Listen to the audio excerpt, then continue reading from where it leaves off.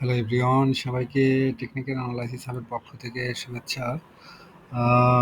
Technical analysis hub সর্বদা আপনাদের পাশে রয়েছে বিভিন্ন ধরনের শেয়ারের টেকনিক্যাল এবং ফান্ডামেন্টাল অ্যানালাইসিস নিয়ে। সেক্ষেত্রে যারা প্রতিনিয়তই আমার চ্যানেলের সঙ্গে রয়েছেন তারা অবশ্যই চ্যানেলটি থেকে বিভিন্ন ধরনের শেয়ারের অ্যানালাইসিস পেয়ে থাকেন। সেক্ষেত্রে অবশ্যই লাইক ও কমেন্টস করে এই চ্যানেলের সঙ্গে থাকবেন। আমরা আজকে ওরিয়ন ইনফিউশন শেয়ারটি নিয়ে কথা বলবো। আপনি স্ক্রিনে দেখতে পাচ্ছেন শেয়ারটির ডেইলি চার্ট অনুসারে শেয়ারটি সুন্দর একটা আপ ট্রেন্ডে রয়েছে। দেখতে পাচ্ছেন একটা আপ ট্রেন্ড চ্যানেল আমরা দেখতে পাচ্ছি। চ্যানেলকে মেনটেন করেই সে কিন্তু উপরের দিকে যাচ্ছে। মাঝে মধ্যেই কারেকশন দিচ্ছে এবং কারেকশন দিয়ে পরে আবারও হয়তো উপরে উঠে যাচ্ছে। দেখতে পাচ্ছেন যে এখান থেকে উঠেছে, সর্বনিম্ন লেভেলটা ছিল এখানে। এরপরে কিন্তু আবারও একটা কারেকশন ফেজে এসে এই লেভেলের চেয়ে আপনারা দেখতে পাচ্ছেন যে এই লেভেলটা উপরে কিন্তু রয়েছে। আবারও এখান থেকে কিন্তু আপ ট্রেন্ডে যায়, এরপরে আবারও কিন্তু এখানে কারেকশন দিয়ে আবারও উঠে যায়। এরপরে এখান থেকে দেখতে পাচ্ছেন যে আবারও কারেকশন দিয়ে কিন্তু আবার এখানে উঠে যায়। এরপরে কারেকশন দিয়ে আজ কিন্তু ফাইনালি এখান থেকে আবার উঠে যাচ্ছে। সেক্ষেত্রে এখন দেখার বিষয় যে সে আসলে আজকে যেহেতু অনেক বড় একটা ভলিউম নিয়ে এবং টপ 20-র 1 নম্বরে অবস্থান করছে শেয়ারটি, সেক্ষেত্রে শেয়ারটি কিন্তু সামনের দিকে যাওয়ার যথেষ্ট সম্ভাবনা রয়েছে। সেক্ষেত্রে শেয়ারটির সামনে আপনারা দেখতে পাচ্ছেন যে এই লেভেলে, অর্থাৎ 426 টাকা লেভেলে কিন্তু একটা রেজিস্ট্যান্স রয়েছে এবং ফাইনালি আমরা 437 টাকা, অর্থাৎ যদি বলা যায় তার সামনে আসলে এই লেভেলটা হলো একটা রেজিস্ট্যান্স জোন। আপনারা যদি দেখেন এই পয়েন্টটা তাকে পার করতে হবে, অর্থাৎ সে যদি আগামীকাল একটা গ্যাপ দিয়ে এই লেভেলের উপরে অবস্থান করতে পারে তাহলে শেয়ারটি কিন্তু ফাইনালি আমরা দেখতে পাচ্ছি যে শেয়ারটি কিন্তু অনেক উপরে যাওয়ার একটা স্কোপ রয়েছে, অর্থাৎ 500 টাকার দিকে যেতে পারে শেয়ারটি। সেক্ষেত্রে তার সামনে অ্যাকচুয়ালি আমরা যদি একটা লাইন ড্র করি, অ্যাকচুয়ালি এই লাইনটাই তার জন্য কিন্তু একটা বড় রেসিস্ট্যান্স জোন। এই জোনটা তাকে ক্রস করতে হবে। ক্রস করলে শেয়ারটি কিন্তু অনেক ভালো করার সম্ভাবনা রয়েছে, দেখতে পাচ্ছেন। তো সেই ক্ষেত্রে আজকের ভলিউম বিচারে শেয়ারটি অবশ্যই ভালো পজিশনে রয়েছে। তাছাড়া সেক্টরাল মুভমেন্ট যদি আমরা বলি, আমরা জানি যে নাভানা ফার্মা এবং বেক্সিমকো ফার্মা একসঙ্গে কিন্তু ওরিয়ন ইনফিউশন, এই প্রত্যেকটা শেয়ারই কিন্তু ফার্মাসিউটিক্যাল সেক্টরের শেয়ার। সেক্ষেত্রে সেক্টরাল মুভমেন্টে যেহেতু শেয়ারটি এগিয়ে রয়েছে, সেক্ষেত্রে আশা করা যায় যে আরও দু একদিন শেয়ারটির প্রাইস মুভমেন্টের সম্ভাবনা হয়তো রয়েছে। সেক্ষেত্রে শেয়ারটি এবার হয়তো এই লেভেলটাকে ক্রস করে যেতে পারে। এই লেভেল যদি ক্রস করতে পারে, অর্থাৎ 447 টাকার এই লেভেলটা, 47 বা 40 টাকার এই লেভেলটা যদি ক্রস করতে পারে তাহলে কিন্তু সামনের দিকে যাওয়ার একটা স্কোপ রয়েছে। সেক্ষেত্রে আমরা জানি যে ঈদের আগে আর মাত্র 2 কার্যদিবস রয়েছে। সেক্ষেত্রে আগামীকালও যদি কেউ শেয়ার সেল করে সেক্ষেত্রে আর কিন্তু কেউ হয়তো মার্কেট থেকে ফান্ড তুলতে পারবে না। সেক্ষেত্রে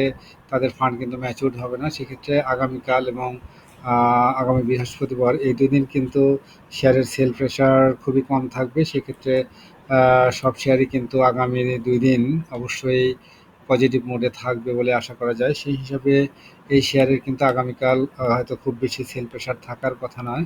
সেক্ষেত্রে শেয়ারটি কিন্তু এই লেভেল থেকে ভালো করার যথেষ্ট স্পেস রয়েছে বলে মনে হচ্ছে যে আগামী 2 দিন, অর্থাৎ ঈদের আগে যে 2 দিন রয়েছে সেই 2 দিনে হয়তো এই লেভেলটাকে ব্রেকআউট দেওয়ার একটা চান্স রয়েছে।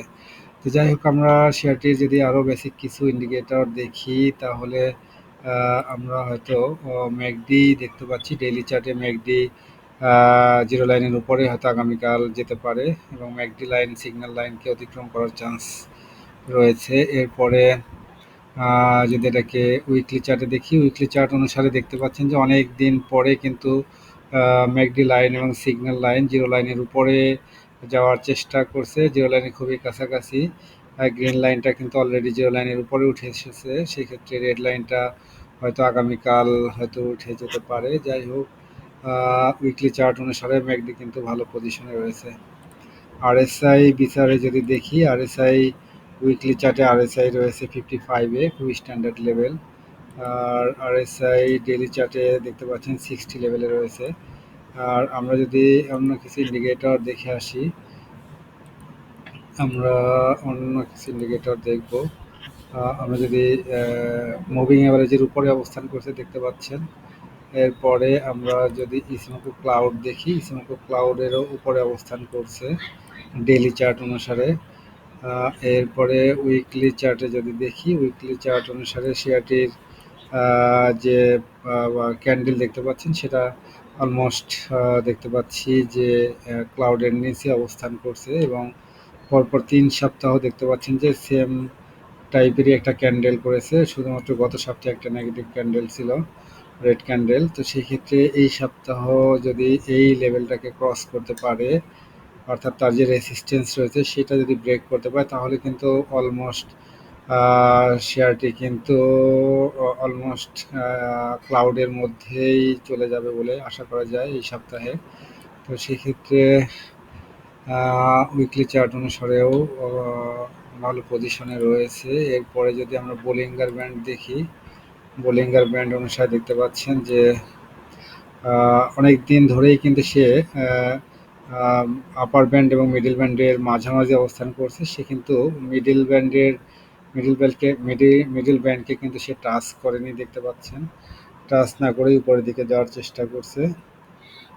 এটাকে ডেইলি চার্টে যদি দেখেন, ডেইলি চার্ট অনুসারে দেখতে পাচ্ছি যে যেহেতু অনেক দিনই শেয়ারটির খুব বেশি প্রাইস মুভমেন্ট হয়নি, খুবই কম পরিমাণ প্রাইস ফ্লাকচুয়েশন হয়েছে, যার কারণে বোলিঙ্গার ব্যান্ড কিন্তু খুবই ন্যারো হয়েছিল। সেক্ষেত্রে এখন আজকে যেহেতু প্রাইস একটা ভালো মুভমেন্ট করেছে, সেক্ষেত্রে বোলিঙ্গার ব্যান্ড তার যে 3টা ব্যান্ড সেটা কিন্তু এখন এত দূরে অবস্থান করবে, একটা আরেকটা থেকে দূরে অবস্থান করবে আশা করা যায়।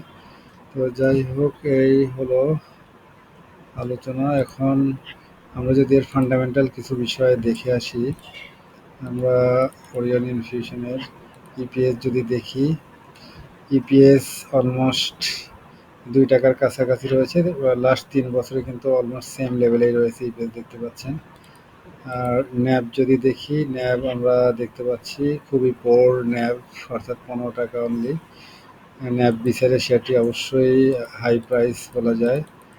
আর ডিভিডেন্ড যদি দেখে আসি, ডিভিডেন্ড অর্থাৎ 10-12% বেশি ডিভিডেন্ড দেওয়ার সক্ষমতা নাই শেয়ারটির। তো যাই হোক, এ হলো শেয়ারের বর্তমান অবস্থা। ফান্ডামেন্টাল বিচারে শেয়ারটি অবশ্যই উইক পজিশন শো করছে। তো সেই ক্ষেত্রে এখন দেখার বিষয় যে আগামীকাল যদি এখান থেকে একটা গ্যাপ দিয়ে যদি উপরে একটা ক্যান্ডেল ক্রিয়েট করতে পারে, তাহলে কিন্তু শেয়ারটি অবশ্যই ভালো করতে পারে। লাইক যদি সে এই টাইপের একটা ক্যান্ডেল এখানে দিতে পারে, এই টাইপের একটা ক্যান্ডেল যদি এখানে ক্রিয়েট করতে পারে আগামীকাল, তাহলে কিন্তু শেয়ারটি নতুন করে আবার যাত্রা করতে পারে আশা করা যায়, অর্থাৎ শেয়ারটি কিন্তু সামনের দিকে যেতে পারে। যাই হোক, এই হলো ওরিয়ন ইনফিউশনের আজকের আলোচনা ছিল। সবাই ভালো থাকবেন, সবাই জেনে বুঝে বিনিয়োগ করবেন, সবার জন্য শুভকামনা থাকলো। আসসালামু আলাইকুম।